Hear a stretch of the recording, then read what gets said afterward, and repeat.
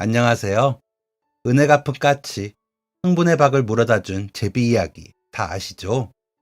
저는 그 까치나 제비 같은 사람을 알고 있답니다. 그 사람을 소개하고 싶어 이렇게 사연을 보냅니다. 제가 벌써 50대 중반이니까 벌써 30년 정도 된 이야기네요. 저와 남편이 만난 이야기부터 해야 순서가 맞겠어요. 저와 남편은 20대 초반에 친구의 소개로 만나 연애를 시작했습니다. 지금 생각해보면 어린 나이인데 그때는 왜 그렇게 어른이라고 여겼는지, 만난 지 얼마 되지도 않아 결혼부터 생각을 했습니다. 그만큼 좋기도 했고요. 영어로 된 시를 읊는 남편이 어찌나 멋지던지 제가 아주 홀딱 빠졌습니다. 다행인 건 삼남매 막내이자 늦둥이인 제가 만나는 사람이 생겼다 하니 부모님은 얼른 시집가라고 먼저 이야기를 꺼내주셨습니다. 아무래도 부모님께서는 제 걱정이 많이 되기도 하셨겠죠. 오빠랑 언니는 이미 가정을 꾸리고 있으니 얼른 저도 보내고 싶으셨던 것 같기도 하고요. 시댁에서는 남편이 장남이었지만 밑으로 줄줄이 여동생만 셋이라 얼른 자리 잡고 동생들 뒤치다꺼리를 했으면 하셨는지 저희 결혼 이야기에 적극 찬성을 해주셨습니다. 그 덕분에 저희는 양가 어른들의 도움을 받아 연애 2년 만에 결혼을 했습니다. 시댁에서 가까이 지낼 수 있도록 사주신 방 3칸짜리 집도 있었고 남편은 열심히 일해 부족하지도 넘치지도 않게 생활비를 주었습니다. 남편은 결혼을 결심하며 자신의 꿈을 접고 시아버지가 하시는 용접일을 따라다니기 시작했는데 몇 년 뒤에 같이 아버님과 용접 회사를 차리는 게 꿈이 되었다고 했습니다. 컴퓨터 자판을 두드리던 손으로 뜨거운 용접을 해가며 흘린 땀 냄새를 풍기면서 일을 하고 돌아오는 남편이 안쓰럽기도 했지만 멋지다고 생각했습니다. 솔직히 대학까지 나와 더 번듯한 일을 할 수도 있는데 그 힘든 일을 해가며 저와 뱃속의 아이를 위해서 그렇게 애를 써주는 사람이 세상에 또 어디 있나 싶더라고요. 그래서 매일 화려하게 차린 밥상은 아니더라도 정성스럽게 반찬을 만들어 상을 차렸습니다. 아침 저녁 2번 차리는 상에 점심 도시락까지 싸려고 반찬을 만들고 집안 청소하고 빨래하다 보면 하루가 어느새 가버리곤 했지만 힘들지 않았습니다. 남편이 더 고생한다고 생각했기에 그 정도는 제가 해야 한다고 생각했습니다. 그런 저의 노력을 남편은 알아주었고 저희는 주변에서 알아주는 인꼬부부였습니다. 저희의 그 모든 과정을 본 사람이 있었는데요. 남편의 가장 가까운 친구인 영철 씨였습니다. 저와 연애를 시작하고 처음으로 소개시켜준 친구도 영철 씨였습니다. 지방대를 나온 두 사람은 외지에서 만나 서로 의지해서 그런지 엄청 가까운 사이더라고요. 초, 중, 고 동창들보다도 더 가까운 사이라며 서로에 대해 모르는 게 없을 정도였습니다. 영철 씨는 남편보다 키도 더 크고 덩치도 좋은 곰돌이 같은 인상이라 처음부터 편했습니다. 인상도 편한 데다가 말도 나긋나긋하게 하며 성격도 둥글둥글하고 웃기도 잘 웃는 사람이라 낯을 가리는 제가 쉽게 마음을 놓을 수 있었거든요. 어쩌면 남편에게 잘 보이고 싶은 생각에 가장 친한 친구라고 하니 더 마음을 열었을 수도 있죠. 그래서 영화도 같이 보고 맥주도 한 잔 같이 하면서 셋이서 자주 만났습니다. 그러다 한 번은 제 친구 중에 정말 괜찮은 친구를 데리고 나와 넷이서 데이트를 한 적이 있었습니다. 그 친구가 예쁘기도 예쁘고 착해서 영철 씨와 잘 어울릴 것 같았거든요. 무슨 이유에서인지 남편이 영철이에게는 말 안 했어. 그냥 자연스럽게 만나보라고 라고 하기에 이상하게 생각은 했지만 자리에서 서로 잘 어울렸고 잘 마치고 헤어졌기에 별로 나쁘지 않게 생각했습니다. 제 친구는 내심 영철 씨가 마음에 들었는지 연락이 없으니 영철 씨는 무슨 일이 있니? 그날 나는 나쁘지 않았는데 연락이 없네? 라고 묻더니 이내 자존심이 상했는지 말더라고요. 제가 중간에서 미안해 잘 달래고 밥도 사고 차도 샀죠. 괜히 무안하기도 하고 생각해서 소개해줬는데 그런 식으로 무시하는 건 아닌 것 같아 남편에게 영철 씨는 무슨 사람이 그래요? 눈이 엄청 높나 봐요? 친구는 영철 씨가 마음에 든 것 같던데 라며 뾰루퉁해져서 말을 했죠. 그랬더니 남편이 머쓱해진 표정으로 그게 사실은 영철이네가 어려운가 봐. 나도 그 정도인 줄은 몰랐는데 아버지가 하시던 사업이 더 어려워져서 지금 여자 만날 때가 아니래. 가끔 우리 만나러 오는 게 요즘 유일한 외출이라더라. 내가 괜한 짓을 했어. 라고 하더라고요.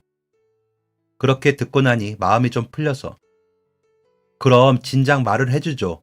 내 친구는 기대했는지 실망을 많이 했더라고요. 그날도 영철 씨가 너무 잘해주니까 서로 통한 줄 알았는데 그래서 내가 밥도 사고 차도 사면서 달래긴 했어요. 라고 했더니 원래 영철이가 매너가 좋고 소리 씨가 마음에 들지 않은 건 아니었는데 사정이 그래서 마음을 못 열겠나 봐. 미안해. 내가 대신 사과할게. 너무 아무도 안 만나고 그러기에 여자 만나면 좀 나아질까 했는데 내가 경솔했어. 라고 하더라고요. 그래서 친구 생각에 기분은 나빴지만 영철 씨네 사정이 안 좋구나. 그렇게만 생각했습니다. 그러고 얼마 뒤 저희는 결혼 준비하느라 바빴고 영철 씨는 간간히 남편을 돕고 저희 신혼살림 놓는 것도 도우러 오면서 자연스럽게 다시 얼굴을 봤습니다. 재수 씨, 나 때문에 친구분 마음이 많이 상하셨다면서요? 죄송해요. 내가 집 형편만 이렇지 않으면 진지하게 만나볼 텐데 지금은 때가 아니네요. 진짜 죄송해요. 라며 또 사람 좋게 웃는 모습을 보니 정말 피치 못할 사정이 있구나 싶어 마음이 누그러지게 되더라고요. 영철 씨는 그 당시 붐처럼 일던 웹 개발을 하는 사람이었는데 아버님이 하시던 사업이 안 되고 지방대라 취업도 잘 안 되고 하니 웹 개발에 뛰어든 거라고 하더라고요. 아버지가 하시던 사업을 모두 접고 영철 씨에게 투자한 상태라 거기에 올인해야 했고요. 그러다 보니 연애나 결혼은 모두 먼 이야기였던 겁니다. 저희도 좋은 형편은 아니었지만 영철 씨 형편이 더 안 좋으니 항상 밥값은 저희 몫이었습니다. 그러다 결혼을 하고 나니 자연히 저희 집에서 밥도 먹고 맥주도 한잔 하게 되더라고요. 아무래도 나가서 먹으면 더 부담이 되니까요. 연애 때야 어쩔 수 없이 밖에서 먹었지만 결혼하고 나니 그럴 수가 있나요? 남편은 제 눈치를 보긴 했지만 그래도 영철 씨가 나타나면 항상 반겼습니다. 저도 영철 씨를 만나는 게 싫진 않았습니다.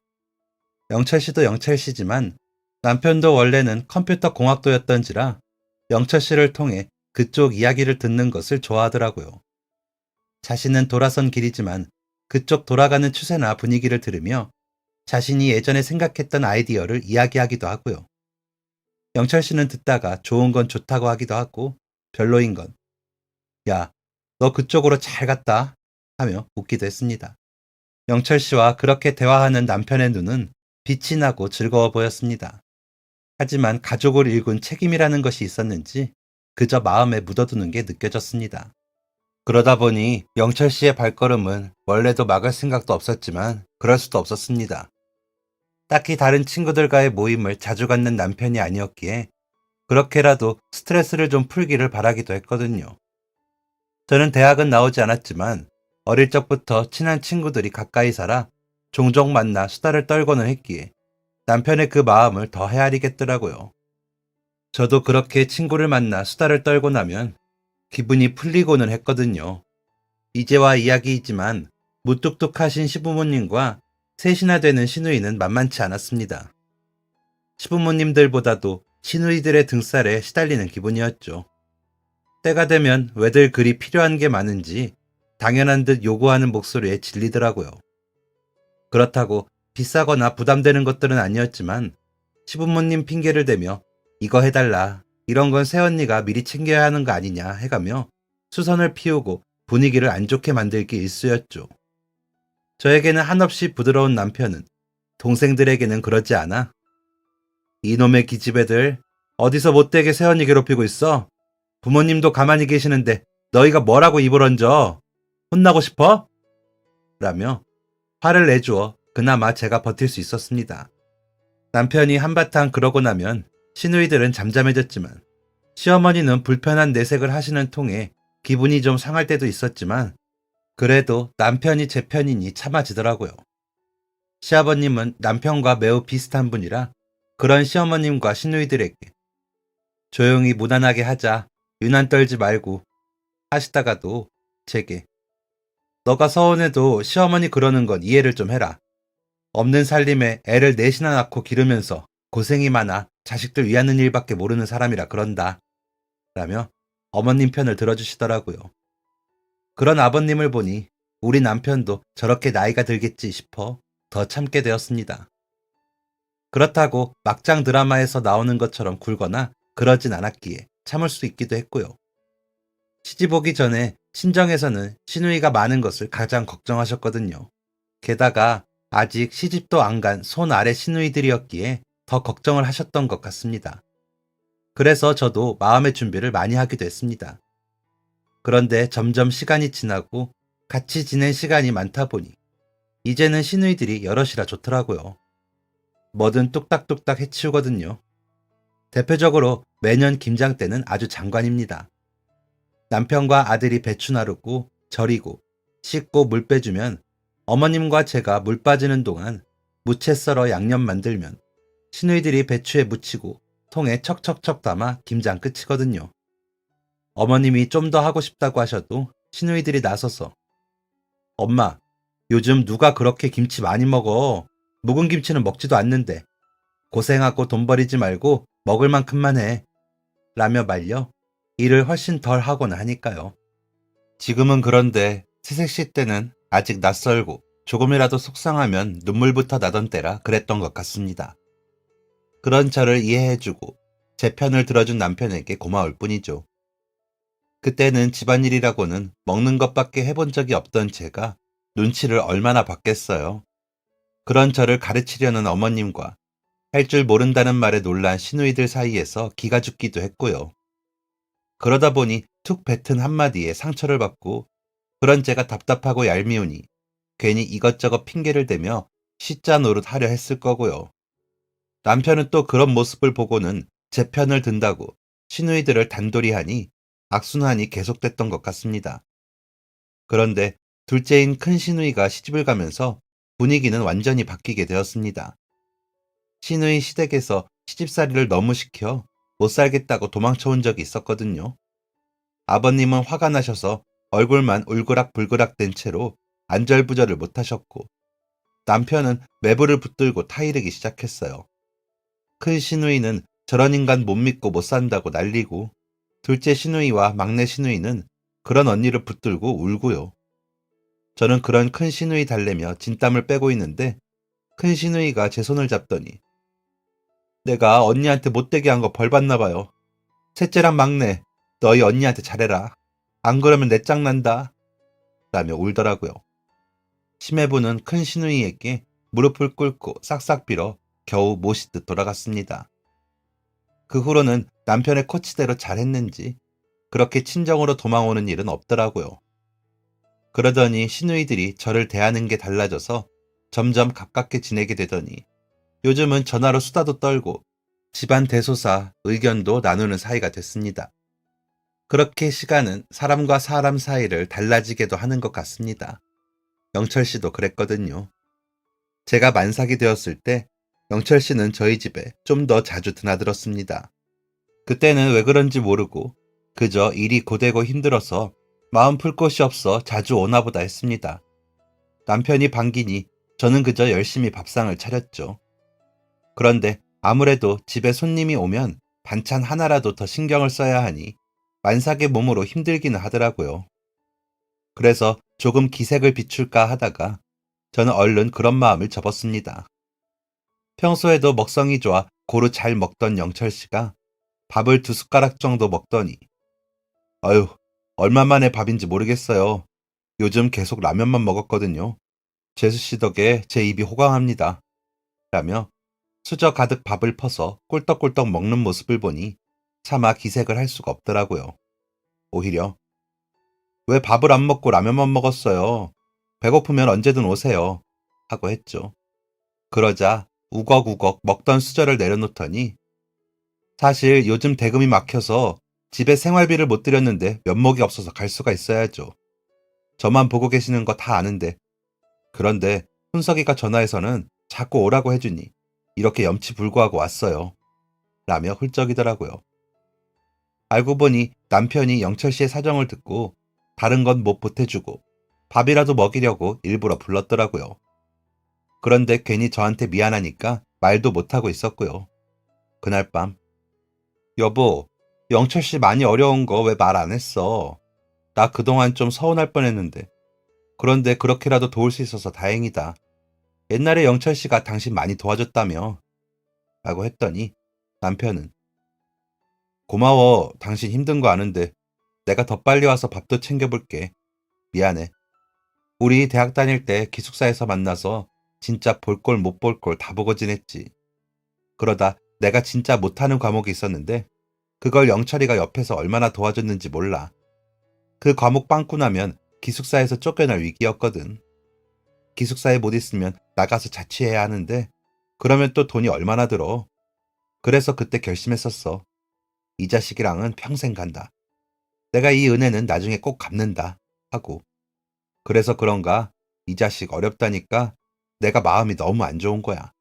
그래서 당신한테 염치 불구하고 전화해서 밥 먹으러 오라고 자꾸 해. 안 그러면 쫄쫄 굶거나 라면만 먹을 놈이니까. 라고 하더라고요. 그래서 임신 7개월에 만삭의 몸을 하고서도 조금이라도 음식을 다양하게 더 챙기려고 노력을 했습니다. 달걀말이를 하더라도 속재료 푸짐히 넣어 만들고 국찌개도 되도록 다양하게 만들려고 했고요. 하지만 제 요리 실력이 따라주지 않더군요. 그러다 하루는 찌개가 다 졸아서 못 먹게 된 날이 있었습니다. 하필 그런 날 남편과 들어오는 영철 씨를 보는데 얼굴이 화끈거리고 부끄럽더라고요. 여자들 임신했을 때 되게 졸리잖아요. 그날도 찌개 올려놓고 배가 뭉친 것 같아 잠깐 앉았는데 졸았더라고요. 그런 모습을 고스란히 들켰으니 얼마나 부끄러웠겠습니까? 그래서 어떡해요. 제가 찌개를 망쳐서 국물이 없는데 어쩌죠?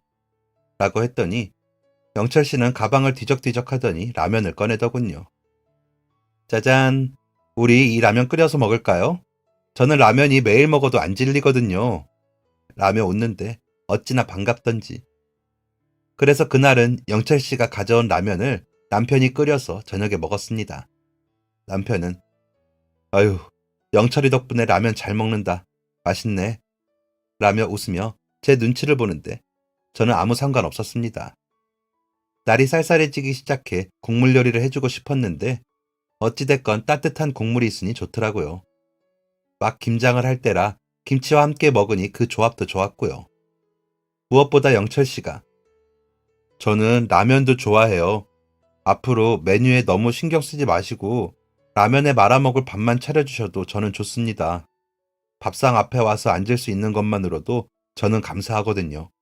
대신 라면은 제가 사올게요. 허허허 웃는 영철 씨가 좋더라고요.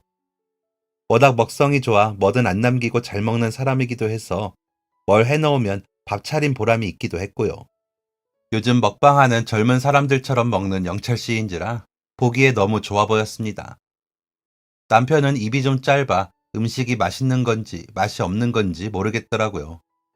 그런데 영철 씨는 재수 씨, 진짜 맛있네요. 재수 씨 어머님이 음식 솜씨가 좋으신가 봐요. 어쩜 이렇게 맛있어요? 라면서 내놓은 반찬은 다 먹더라고요. 그런 모습이 또 보기 좋게 느껴져 조금씩 더 차려내는 게 습관이 들었습니다. 영철 씨가 잘 먹는 반찬은 기억을 해두었다가 더해서 싸서 보내기도 하고요. 그렇다고 매일 오지는 못하고 2, 3일에 한 번씩 오는데 그 사이 또 굶을까 걱정이 되더라고요. 그러다 제가 아이를 낳고는 산후조리원에 있을 때는 혹시나 싶어 친정 언니에게 부탁해 반찬을 챙기고 남편에게 쌀을 챙겨 가져다 주게 하기도 했습니다. 왠지 마음이 쓰이더라고요. 그때도 어려운 사람들은 많았지만 그래도 밥 굶고 사는 사람이 흔하진 않을 때라 밥도 못 먹고 집에 보태야 하는 사람이라는 인식이 생기니 안 챙길 수가 없었습니다. 그때 그러면서 제 음식 실력이 부쩍 늘기도 했거든요. 몸 풀 때는 어머님이 해주시는 반찬, 친정엄마가 해주시는 반찬이 있어 그걸 들려보내기도 했습니다. 그런데 산모도 아닌 사람에게 번번이 미역국만 먹일 수가 없더라고요. 그 바람에 남편은 또 부지런히 라면을 끓였습니다. 혹시나 라면 냄새만으로도 아이가 매울까 싶어 두 남자가 뚜껑도 제대로 못 열고 끓인 라면을 먹거나 컵라면을 먹더라고요. 친정엄마가 낮에 오셨다가 저녁에 가셨는데 나이도 많은 엄마를 계시게 하는 게 마음에 걸리기도 하고 또 영철 씨가 마음 놓고 오지 못할 것 같아 문서방도 편하게 쉬어야지. 엄마도 얼른 가서 쉬어. 라며 엄마를 보내고 저녁을 남편이 차렸는데 그때 아마 평생 먹을 라면을 다 먹은 것 같습니다. 그런데도 영철 씨는 자주 왔습니다. 제가 오지랖 넓게도 영철 씨 괜히 눈치 보인다고 안 오고 그러지 말아요. 알았죠? 라고 한 말이 있어서 그런가 부지런히 라면을 사들고 와서 아이 옷도 빨아주고 집 정리도 도와주더라고요. 남편은 아이 목욕도 시키고 설거지도 하고 있으면 그 사이 그렇게 해주더라고요. 덕분에 저는 힘 안 쓰고 화장실 청소, 거실 청소 및 정리까지 하고 깨끗한 집을 유지할 수 있었습니다. 낮에는 엄마가 계셨고 남편과 영철 씨가 저녁에는 처리를 해주니 저는 할 일이 없더라고요. 정말 아이 젖만 물렸던 것 같습니다. 그런데도 날만 굳으면 왜 손목이 아픈 건지 모르겠지만 비교적 잘 지냈습니다. 남편이 밖으로 안 나가고 친구가 집으로 오는 게 그런 점에서 좋더라고요. 물론 사람 따라 다르겠지만 말이죠. 그래서 영철 씨는 제게 또 고마운 사람이었습니다.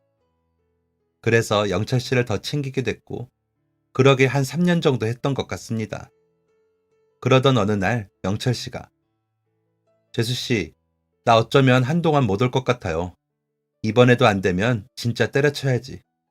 그래서 나 진짜 전력 투구 좀 해보려고요. 라고 하더라고요.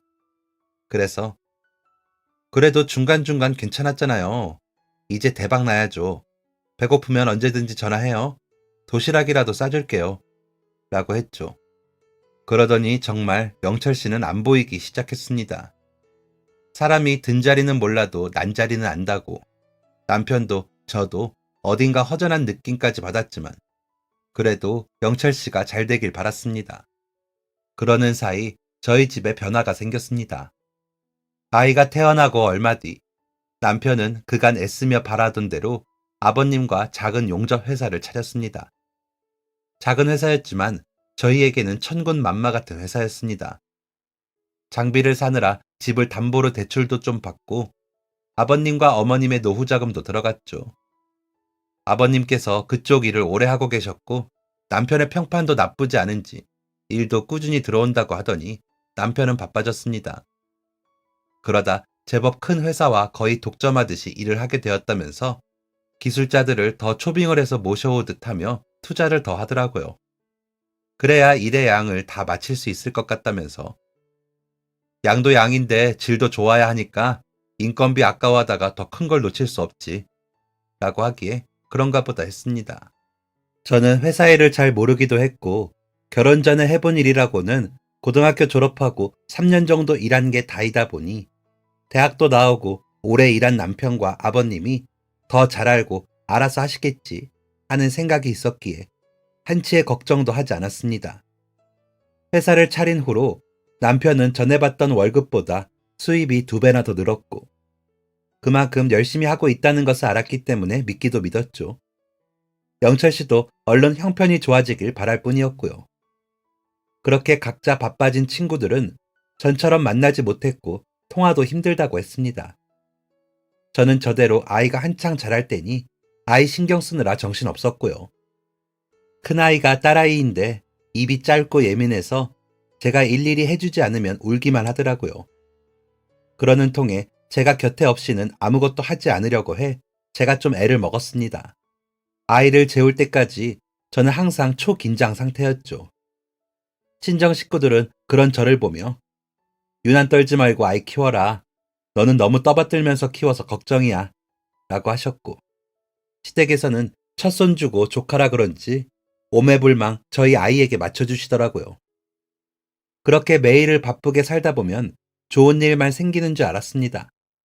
그런데 아니더군요. 하늘도 무심하시지 말입니다. 아이의 새 돌 생일을 하고 나서 남편은 전과는 달리 다급한 전화를 받고 밤낮 없이 회사에 나가기 시작했습니다.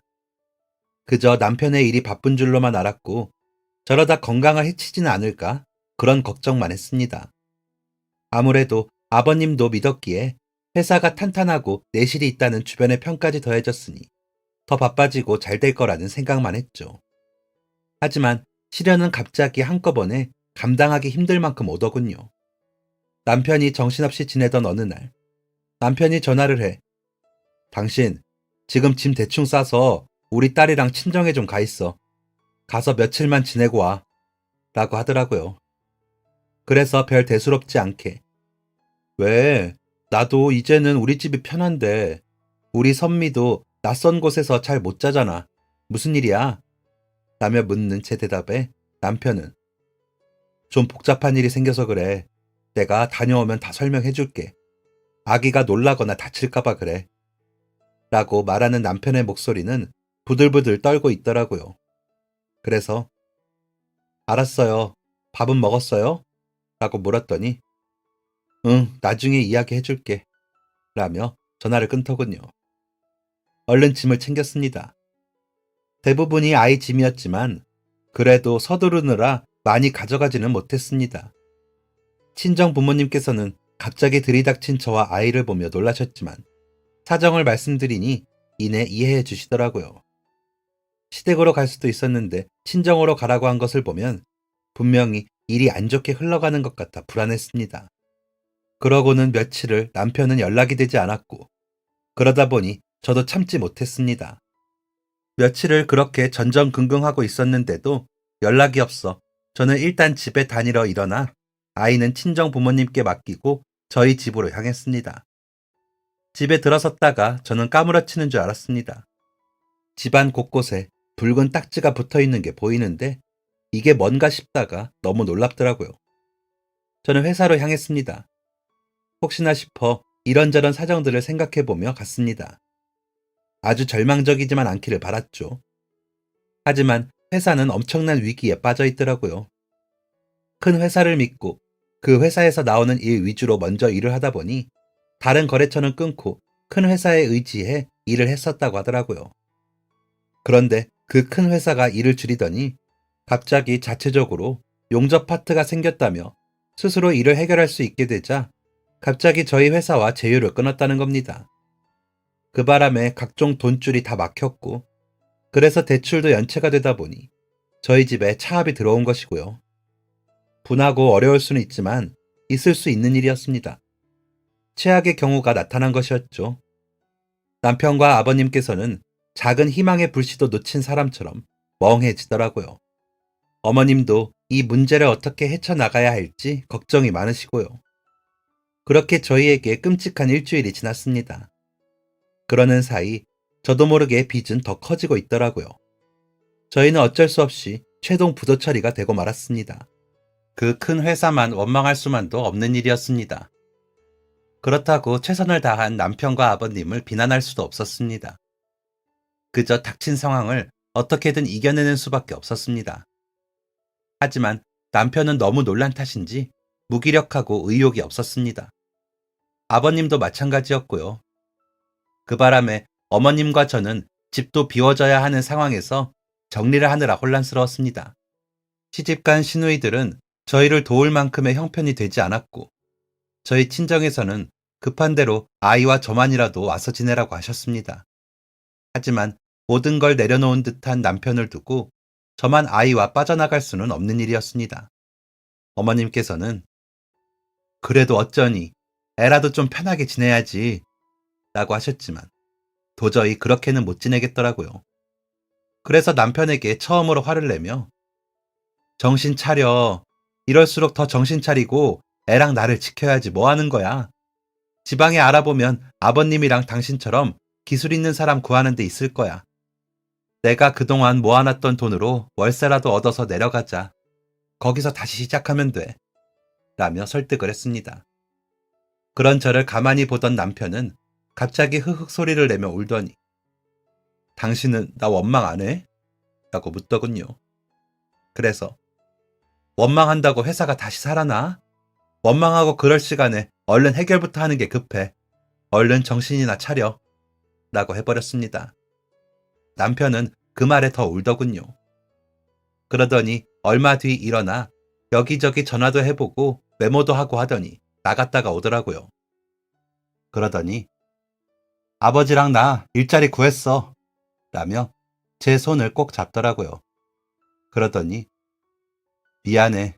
내가 힘들게 한 만큼 더 잘하고 더 열심히 해서 이렇게 속 썩인 거 다 갚을게 라고 하더군요. 그래서 제발 그러라고 하고는 저는 이사 준비를 했습니다. 남편이라면 반드시 다시 해낼 것이라고 믿었거든요. 이삿짐 센터도 못 부르고 하는 이사라 일일이 짐을 다 싸야 하다 보니 해야 할 일이 엄청 많더군요. 남편이 가기로 한 회사 근처에 집을 구하기는 했는데 살던 집에 비해 훨씬 작은 집이었기에 대부분 버리는 게 일이었지만 어떤 걸 가지고 가고 어떤 걸 버려야 할지 고민도 많이 했습니다. 남편은 눈치를 보며 저를 도왔지만 크게 도움이 되진 않았습니다. 물론 힘을 쓰는 일에는 도움이 됐죠. 그런데 그렇게 짐을 버리고 싸고 하는 동안에 남편의 얼굴에서 의지가 보였습니다. 아무래도 살림을 직접 버리다 보니 속도 상하고 다시 일어서야겠다는 생각이 들었나 봐요. 회사에도 팔 수 있는 기계들과 부품들은 잘 정리해서 넘기고 그 돈으로 이사에 보탰습니다. 월세로 집은 구해졌지만 이사 비용이 생각보다 훨씬 많이 들더라고요. 정말 그때는 한푼이 아쉬운 그런 때였습니다. 시부모님이 지내실 집과 저희가 지낼 집을 위아래층으로 구했습니다. 작은 빌라였는데 방은 각각 2칸씩 있었고 주방 겸 거실은 냉장고가 들어가면 꽉 차는 크기였습니다. 방에는 침대를 놓지도 못하는 크기라 이불을 깔고 지내야 했습니다. 그때는 잠시만 그렇게 살고 조금만 고생하면 될 거라는 생각에 그 작은 월세집도 감사했고 잘 이겨내면 될 거라고 생각했습니다. 왜냐하면 남편과 아버님의 월급이 적은 월급은 아니었고 부지런히 모으면 또 전처럼 지낼 수 있을 거라 생각했기 때문입니다. 그런 희망이 없었다면 그렇게 된 상황이 비참했겠지만 저는 남편을 믿었습니다. 남편은 그런 제 믿음에 확신을 줄 만큼 열심히 일했습니다. 아이에게도 아빠로서 좋은 아빠였습니다. 아이가 유치원에 다닐 정도가 되고 저도 동네 마트에 계산원으로 나가 일을 하기도 했습니다. 아이는 하원 후 시어머님이 봐주셔야 했지만 조금이라도 보탬이 된다면 견뎌야 한다고 생각했습니다. 물론 아이는 워낙 예민한 성격이다 보니 하루가 멀다 하고 아프거나 짜증을 내 어머님을 힘들게 하기도 했습니다. 아이를 보며 미안한 마음이 들기도 했지만 더 나은 내일을 위해 저는 일을 그만두지 못했습니다. 그러다 둘째가 찾아온 것을 알게 되었고 그래도 찾아온 생명이니 지키기 위해 저는 일을 그만둘 수밖에 없었습니다. 남편은 아이가 찾아온 것을 무척 기뻐했습니다. 솔직히 저는 걱정부터 앞섰습니다. 아직 자리를 잡지 못했는데 아이가 하나 더 생긴다는 게 걱정스럽더라고요. 첫째와 4살 정도 차이가 나는 나이라 예민한 큰아이가 잘 견뎌내줄지도 걱정이 되고요. 그렇게 걱정을 해도 아이는 태어났고 큰아이는 오히려 안정적으로 덜 예민하게 굴면서 동생을 잘 보살펴 주더라고요. 그렇게 아이들은 잘 자라주었습니다. 둘째가 유치원에 갈 때쯤에는 저는 다시 일을 시작했습니다. 그때까지도 돈은 전처럼 모이지 않았고 전에 진 빚만 갚는 상황이었거든요. 그래도 점점 주는 빚을 보며 나아지고 있어 라고 암시를 걸듯 제 마음을 다스렸습니다. 그때쯤 친정아버지가 돌아가시며 저는 좀 흔들렸습니다. 막내딸이 타지에서 고생한다고 걱정만 하시다 돌아가신 아버지께 너무 죄송했거든요. 임종을 지킨 언니와 오빠는 편하게 가셨다고 말하긴 했지만 저는 그 어떤 말로도 아버지를 쉽게 보내드릴 수 없었습니다. 누구보다도 엄마가 가장 힘들어 하셨지만 속 썩인 자식이 곡소리가 가장 크다고 제가 딱 그 상황이었으니까요. 그래서 그때는 괜히 마음에도 없는 말을 해가며 남편을 괴롭히기도 했습니다. 그런데 남편은 정말 놀라울 정도로 저의 그런 투정을 다 받아주더라고요. 내가 당신 고생시킨 거 알지? 그래서 장인어른하고 자주 못 보고 보내드린 것도 알아. 맞아. 난 참 모자라고 나쁜 사람이야. 그런데 여보, 당신은 너무 좋은 사람이라서 나는 거기에 맞춰보려고 해. 당신 지금 너무 속상해서 내 원망도 해보고 나한테 모질게 굴어도 보는 거 다 알아. 하고 싶은 만큼 다 해. 당신만 시원해지면 나는 다 괜찮아. 아버님 그렇게 가시고 나도 너무 속상한데 당신은 오죽하겠어. 라더니 제 손을 잡고 눈을 맞추고 울더라고요. 그런 남편을 보고 저는 또다시 마음을 다잡았습니다. 그렇게 저희는 서로를 보드담고 일으켜가며 시간을 보냈습니다. 부부가 진정한 동반자가 되는 길에 평안함만 있을 수는 없더라고요. 멀리 이사 오고 나서 친구도 못 만나고 아이 둘 키우며 저희는 그렇게 동반자가 되었습니다. 둘째가 중학생이 될 때쯤 저희는 월세를 벗어나 대출을 받아 전셋집으로 이사를 갔습니다. 첫째는 이미 고등학생이라 제 방이 있었는데 둘째는 방도 없이 지냈거든요. 사춘기 남학생이 방도 없이 지내기엔 힘들다며 어찌나 방 타령을 하는지 안 되겠더라고요. 그래서 알아보고 전세로 방 3칸짜리 집을 구해 이사를 갔습니다. 시부모님께서는 아버님이 진작 일을 그만두시고 시골로 이사를 가신 후였죠. 물론 저희도 이 지역으로 이사와 여러 차례 이사를 했지만 그때 처음 이 지역에서 오래 살겠다 싶었던 것 같습니다. 그 전까지는 돈 벌어서 전에 살던 지역으로 가자는 생각만 했었거든요. 그런데 살다 보니 여기가 이제 편하더라고요. 외곽 지역의 농촌으로 가신 시부모님께서는 작은 농장을 사셔서 딸기를 생산해 파시면서 생활을 하셨습니다. 수확하고 남은 딸기들은 체험 농장도 하시더라고요. 아버님 성함이 좀 특이해 그 이름을 따서 농장 이름을 지으셨는데 그 이름 덕인지 한번 들으면 잘 안 잊혀진다는 사람들이 많더라고요. 그래서 그런지 제법 잘 되신다고 하시더라고요.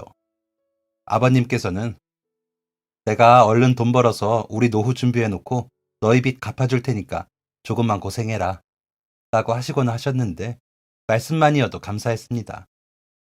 그렇게 저희는 열심히 살고 있었습니다. 그렇게 또 각자의 자리에서 열심히 노력하던 어느 날 퇴근 후 집에서 저녁을 차리고 있던 남편을 기다리고 있는데 남편이 여보, 누가 왔는지 좀 봐 라며 다소 격양된 목소리로 들어오더라고요. 그래서 또 뭐예요? 또 다친 동물 데리고 왔어요? 라며 내다봤다가 저는 깜짝 놀라고 말았습니다. 남편 곁에 까맣게 잊고 있던 영철 씨가 서 있었거든요. 저도 모르게 어머나! 라고 소리쳤던 것 같습니다. 영철 씨는 예수 씨 잘 지냈어요? 내가 너무 늦게 온 건 아니죠? 하는데 전처럼 둥글둥글 하면서 잘 웃는 얼굴이 그대로더라고요. 다만 입은 옷이며 꾸민 차림새가 전보다 훨씬 좋아 보였고요. 저는 잘 지냈어요? 어떻게 왔어요? 너무 반가워요. 결혼은 했어요? 우리는 둘째가 이제 중학생이에요. 라며 웃었습니다. 그러자 영철 씨는 웃으면서 6년 전에 결혼은 했고 아이는 쌍둥이 딸을 키우고 있다고 했습니다. 결혼식은 올리지 않아 초대를 못했다면서 내가 재수 씨 같은 여자랑 결혼하려고 했는데 우리 색씨는 음식을 잘 못해요. 라며 웃더라고요. 그래도 이제는 혼자서 라면만 먹지 않아 다행이네요. 라고 웃으면서 대답을 하는데 저도 모르게 눈물이 나더라고요. 젊고 서로가 서로를 위하던 그런 시절이 생각이 나면서 울컥하더라고요. 그러자 영철 씨가 진짜 그때 재수 씨 아니었으면 나는 죽었을 거예요. 너무 고맙습니다. 진짜 내 은인이세요. 라며 울더라고요. 그 모습을 본 남편도 울고요. 저희는 잠깐 그렇게 눈물을 흘리며 반가움을 대신했습니다. 그러고는 얼른 저녁을 차려 같이 밥을 먹었습니다. 그때처럼 차린 반찬은 많지 않았지만 영철 씨는 재수 씨 음식이 더 맛있어졌어요. 진짜 너무 맛있다. 나는 우리 어머니 음식보다 재수 씨 음식이 더 그리웠다니까요. 라며 여전한 먹성으로 한입 가득 음식을 먹더라고요. 아이들은 그런 영철 씨를 놀란 듯이 보다가 웃고요. 어찌나 맛있게 먹는지 정말 꿀떡꿀떡 먹는다는 표현이 딱 어울리는 사람이었습니다. 밥을 다 먹고 아이들이 각자 방으로 들어가고 영철 씨는 저희 부부에게 단도직입적으로 내가 너희 부부를 찾은 건 은혜로 갚고 싶어서야. 라는 말로 이야기를 시작했습니다. 영철 씨는 그때 마지막 도전이라던 웹 개발이 대박을 터뜨리면서 그 뒤로 사업이 잘 진행되고 있다고 하더라고요. 그렇게 안정을 찾고 저희 부부를 찾았지만 연락이 닿는 사람이 없어 몇 년 동안 수소문만 했다고 하더라고요. 그러던 중 아버님의 특이한 이름이 생각이 났고 그 이름으로 찾아보니 아버님의 농장과 연락이 닿았고 남편이 일하는 곳을 알게 되었다고 하더라고요. 남편의 소재를 알게 되고 바로 찾아와 저희 앞에 앉아 있는 거고요. 그래서 내가 전부터 오늘까지 먹은 밥값을 좀 갚고 싶어. 진짜 내 재산을 다 달라고 해도 나는 할 말이 없는데 내가 지금 너희에게 줄 수 있는 게 이 정도야. 라며 봉투를 내밀더라고요. 저와 남편은 봉투를 보고는 그저 웃었습니다. 아니, 언제적 밥값을 주는 거예요? 내가 이 돈 받고 뭐 얼마나 부자가 된다고. 영철 씨 이러면 우리가 앞으로 영철 씨를 어떻게 봐요? 거절을 하려 봉투를 영철 씨 쪽으로 밀었는데 영철 씨는 이 돈 안 받아주시면 저는 진짜 다시는 혼석이랑 재수 씨 안 볼 거예요. 제발 받아주세요. 제발요. 라며 고개를 숙이는데 돌려줄 수가 없더라고요. 그래서 영철 씨가 그렇게 하니까 우리가 받긴 받는데 대신 앞으로 밥 먹으러 자주 와요. 이제 우리 그래도 아주 힘든 시기는 지났어요. 아직 빚이 조금 있기는 한데 영철 씨 밥 챙겨줄 만큼은 버니까 자주 와서 밥 먹어요. 지금부터 먹는 밥은 무조건 저희가 대접하는 거예요. 라며 봉투를 받았습니다. 봉투가 얇아 돈이 많지 않을 것이라 생각했거든요. 영철 씨는 그제야 풀린 얼굴로 웃으며 내가 또 오죠. 어떻게 찾은 친구인데 안 오겠어요. 오늘도 자고 가고 싶은데 내가 내일 일정이 있어서 다음에 다시 올게요. 재수 씨 밥 먹었더니 기운이 막 나서 내가 일도 더 잘 되겠어요. 고마워요. 다음에는 우리 셋이랑 애들이랑 다 같이 올게요. 라며 일어나 가더라고요. 사람이 형편이 나아지고 그러면 변하기도 한다는데 영철 씨는 한결같아 더 반갑고 좋았습니다. 봉투 안에는 작은 체크카드가 있었고 비밀번호와 영철 씨의 편지가 들어있었습니다. 순서가 내가 일이 잘 성사되고 이익금이 생길 때마다 너와 재수 씨 몫으로 떼어놓은 돈이야. 너를 못 찾았으면 이 돈이 더 많았겠지만 지금이라도 이걸 너에게 전달할 수 있어 너무 다행이다.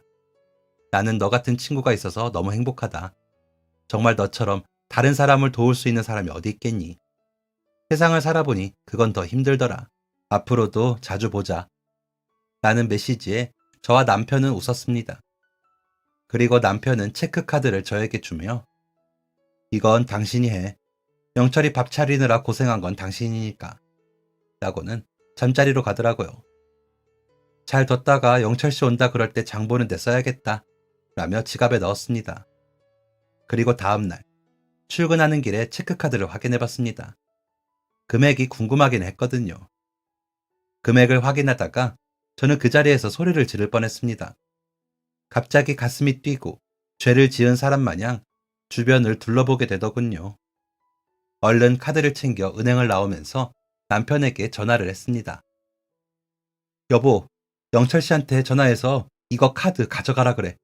이 카드에 얼마가 들었는 줄 알아? 정말 영철 씨 미쳤나 봐. 라며 방방거리며 이야기를 했습니다. 왜? 얼마가 들었는데? 왜 그래? 하는 남편에게 5억이야. 0이 8개가 있더라고. 나 너무 손 떨려. 세상에 이게 말이 돼? 얼른 전화해서 카드 다시 가져가라고 해. 라는 제게 남편은 알았다고 하더니 전화를 끊더군요. 출근을 해서도 제 마음은 진정이 되진 않았습니다. 영철 씨가 성공한 것 같아 다행이다 싶으면서도 저희에게 이런 큰 돈을 주는 건 너무 무리일 거라는 생각에 부담이 되더라고요. 그러고 있는데 남편에게 메시지가 오더군요. 그 돈 안 받으면 우리랑 인연 끊겠대. 왜 자신의 진심을 몰라주냐며 화를 내는데 나도 화를 냈거든. 그래도 안 된대. 자기를 실없는 사람으로 만들지 말라면서 그 돈 받는다 할 때까지 연락도 하지 말라면서 전화를 끊더라고. 이렇게요. 그 순간 그 돈으로 할 수 있는 수많은 일들이 머릿속을 스쳐 지나갔습니다. 남은 빚을 갚고 대출금을 갚고도 얼마 정도는 남는 돈이었습니다. 그렇게 현실적으로 다가오게 되니 눈물이 주체하지 못하게 흐르더라고요. 겨우 진정을 해가며 남편에게 메시지를 보냈습니다. 여보, 우리 이 돈 받자. 받고 열심히 살아서 영철 씨한테 갚자. 그렇게 살자. 라고 보내고 나서도 저는 계속 울었습니다. 주변에서 무슨 일이냐고 묻는데 말도 못하고 울었습니다. 그렇게 영철 씨를 다시 만나고 또 시간이 흘렀습니다. 저희 아이들은 이제 성인이 되어 각자 자신이 목표한 일을 하고 있습니다. 큰애는 가정도 꾸렸죠. 둘째는 말로는 곧 간다는데 아직 모르겠습니다. 저희는 그 이후로 영철 씨가 준 돈으로 빚도 갚고 대출도 갚았습니다. 그리고 또 부지런히 일했죠. 영철 씨는 돈 잘 쓰겠다고 하자마자 아이들과 아내를 데리고 저희 집에 놀러 왔고요. 영철 씨 아내는 저에게 음식 좀 알려주세요. 저 사람이 매일 재수 씨 음식이 하면서 엄청 찾거든요. 라고 하며 따로 만나 음식 좀 알려달라고 하더라고요. 그 후로 저는 부지런히 영철 씨네에게 음식을 해서 보내고 있습니다. 어차피 아이들 것 하면서 같이 해서 보내는 거죠. 그러고도 영철 씨는 남편에게 투자를 하고 싶다며 회사를 차릴 것을 제안하더군요. 남편은 오랜 고민 끝에 다시 도전했고 요즘은 제법 잘 회사를 이끌어 투자자인 영철 씨에게 적지 않은 이윤을 돌려주고 있다고 하더라고요. 저희 생활은 그렇게 많이 안정적이 됐습니다. 친구 잘 만난 덕에 호강한다며 저희는 너무 감사하고 있습니다. 영철 씨는 그런 저희에게 그러더라고요. 내가 아직도 라면을 좋아하는 건 너희 부부가 행복한 기억을 만들어줬기 때문이야. 나는 그때 진짜 너희 부부가 아니었다면 다 포기하고 어디 가서 잘못됐을 거야. 그런데 너희 부부가 베풀어준 그 따뜻한 밥 때문에 나는 살아남았고 이 자리에 올 수가 있었어. 라며 아직도 은혜를 더 갚아야 한다고 말합니다. 저희는 이제까지 받은 것만으로도 충분하고도 넘친다며 우리가 은혜를 갚아야 한다고 말하고요. 투자를 받기는 했지만 회사 이윤으로라도 갚으려고 남편이 엄청 노력하거든요. 그런 모습을 본 영철 씨 딸들이 서로 까치가 된 것 같아요. 제비가 박씨 물어주는 것 같아요. 라고 하더라고요. 듣고 보니 그런 것 같기도 하고요. 사람의 인연이라는 게 이렇게 서로가 고마울 수 있나 싶기도 하고요. 여러분들도 이런 좋은 인연 만드셔서 저희보다 더 행복하시길 바라겠습니다. 진짜 마음이 너무 충만하거든요. 아이들에게도 좋은 본보기가 된 것 같아 좋고요. 모두가 서로를 도울 수 있는 사이가 된다면 세상이 아름다워질 것 같습니다. 그렇죠?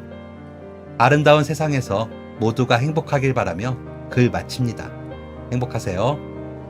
지금까지 사연 들어주셔서 감사합니다. 사연이 재밌으셨다면 구독과 좋아요를 눌러주세요. 감사합니다. 안녕히 계세요.